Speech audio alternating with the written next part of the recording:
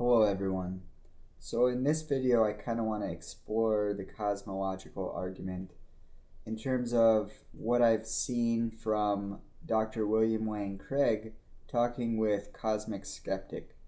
Now the general idea here that I think started to emerge is the idea that if things are an emergent property, if certain things are an emergent property, that they can happen without a beginning. I feel like that's in some sense how it was started off to be articulated, that the universe, the atoms itself,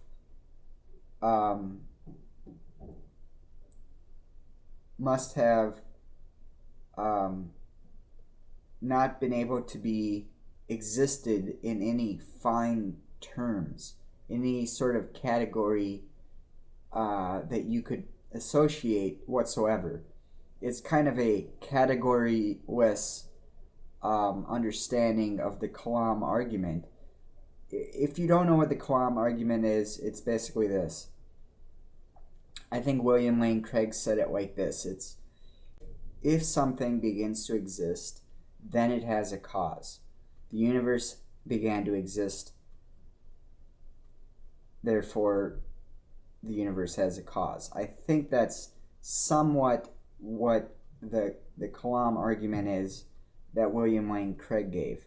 Now, Cosmicskeptic raised some interesting points, and I think that William Lane Craig could not completely refute them, but I kind of want to explore this idea of, well, what does that mean if Cosmicskeptic's questions that led into an extreme form of an example of how the Kalam might be refuted?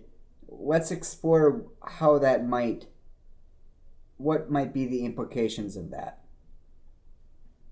So first of all, if there are really no emergent properties, if there's no emergent properties in such that they began to exist, I feel like in some sense that doesn't work, because there was nothing and then there was something. But Dr. Craig points out that there was always something, and that something before something began to exist, the universe, that God existed. So William Lane Craig does not say that things were created from nothing, and I think the general idea behind that is that God existed at some point. And so there's this sort of idea that anywhere in eternity, you can't think of it like a time, but if you do try to think of it like a time, that it's almost like saying when the universe existed, it's like picking a point here is the same as picking a point here. And it's all really relative to God. It's not relative to us because there's such thing as time. So if there's such thing as a thing, then I feel like that would sort of refute Cosmicskeptic's argument, or where that argument leads is that if something exists, then that refutes the argument that there is no thing, nothing, because the idea of nothing is an absence of everything. It's an absence. It's not even a categorical way of saying something. It's literally a ceaseness for something to exist, or it's even in a prior non-existence. So this idea that if nothing exists, then how might we say we know anything at all? That would be the natural assumption, is taking the view that the Kalam is wrong, we can't actually know anything. There's no such thing as knowledge. There's no such thing as a mind. There's no such thing as saying, I am a person and I have an experience. You can't even say you have an experience, because that would defeat the state that we are in, or the state of what doesn't exist, that being the universe.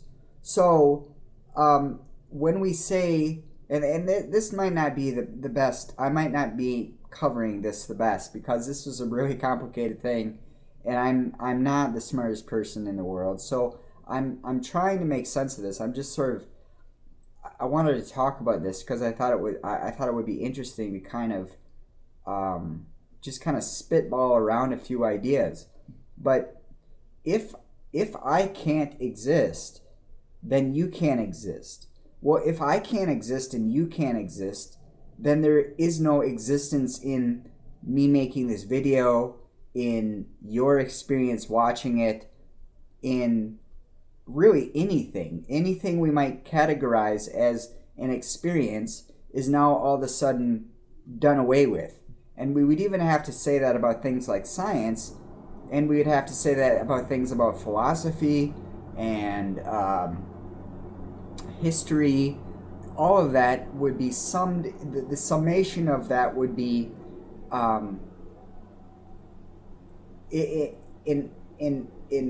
it's even, I would say it's even further in thought than solipsis, because the solipsist still admits that they exist. But if you're holding this kind of view of nihilism that would be concluded that you must have, is even that isn't a thing. Even that is a lack of anything at all. And so it's just really interesting to me how people go about their reasoning, looking for a branch to grab when they don't really,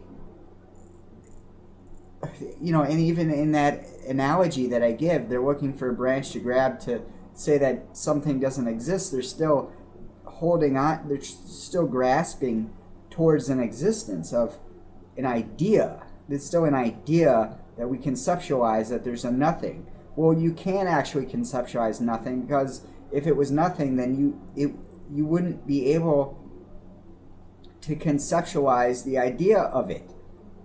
If I don't believe I exist,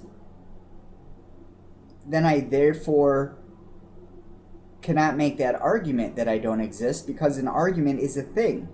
It's a rule. So in saying that I don't exist, let me see. If I say I don't exist, what I'm really saying is that, and this is just what's coming to me, it's saying I am not dignified enough to be a thing. And there was this whole conversation about evolution and how at some point we have to say there's a categorization of a Homo sapien.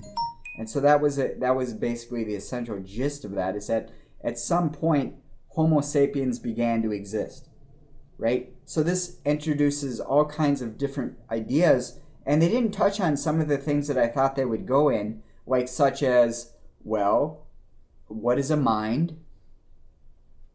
When did a mind begin to exist? And if a mind exists, then nothing can't exist. Then nothing can't exist and nothing can't not exist. Then there's nothing to talk about with nothing. But there is something to talk about clearly, because I'm talking right now. So there's clearly a thing to talk about. And so because there's a thing to talk about, it means that there is a thing. And if there is a thing, then there's a cause to that thing. And if there's a cause to that thing, then then something began to be a thing. And so this is really the nuts and bolts of the cosmological Kalam argument, is that a thing, the universe, if something exists, it has a cause. The universe has a cause. Therefore, how does that work? If something begins to exist, it has a cause. The universe began to exist, therefore the universe has a cause.